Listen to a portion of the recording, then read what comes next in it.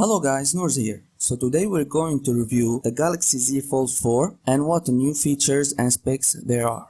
First thing you'll notice in terms of design is the 3mm wider outer display with a much thinner hinge and less bezels. It's not that big of a change and it's hard to catch the difference unless you put the older phone side to side to the newer one. And even though the screen is wider, it's still not as wide as other smartphones displays out there because Samsung want to treat it as one-handed user friendly. Also, the outer display and the back are covered with Gorilla Glass Victus Plus for the ultimate protection. This phone's best feature is the inner big screen, so we open the phone to see the slightly wider screen with the slimmer bezels and full screen without any interruptions like the punch hole camera, which Samsung did a fantastic job hiding the selfie camera with their second generation of under display camera that has improved light sensitivity, generating slightly better photos and videos. And I'm hoping to get even better quality shots with best processor, the Snapdragon 8 Plus Gen 1, which makes it the most powerful phone on the market. Unfortunately, the crease is still noticeable if you were swiping across the screen or when using the S Pen on it, otherwise you won't see it unless you look for it. The battery is the same as last year with 4400 mAh, but I think we'll get more juice out of it thanks to the new processor.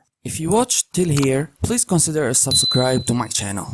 I call the Galaxy Z Fold 4 the multitasking monster because it comes with One UI 4.1.1, which brings a big new feature. When you open an app, the entire dock shrinks to the bottom of the screen, most like the Windows taskbar, which allows you to launch recent apps and change between apps back and forth very fast, or even go to multitasking by dragging and dropping apps onto the screen. On the bar you see all apps icon all the way on the left, which allows you to launch any app you want. And on the right side there's the navigation buttons, while in the middle you can see your recent and favorite apps. If you look to the back, you see the Galaxy Z Fold 3 camera design, but the cameras now fit the flagship device much more than the previous one, coming with 50 megapixel main and 12 ultra wide and 3x telephoto, which capable of up to 30x space zoom. The phone comes with IPX8 water resistant rating, pretty capable of handling rain and water splashes. And for the price, the Galaxy Z Fold 4 starts at $1799, which is the same as last year. The Z Fold 4 is a jump from the Z Fold 3, but it's not the biggest jump ever to make you upgrade from the Z Fold 3. But if the money wasn't an issue and you want to experience something new, something isn't on other smartphones, maybe the Z Fold 4 is for you. That's all for today guys. Share the video with family and friends, and please don't forget to subscribe and turn on the post notification to get the latest news about tech world and Samsung devices. You can watch this video afterwards to know the latest news about the Galaxy S23 series. Thanks for watching. See you on the next one.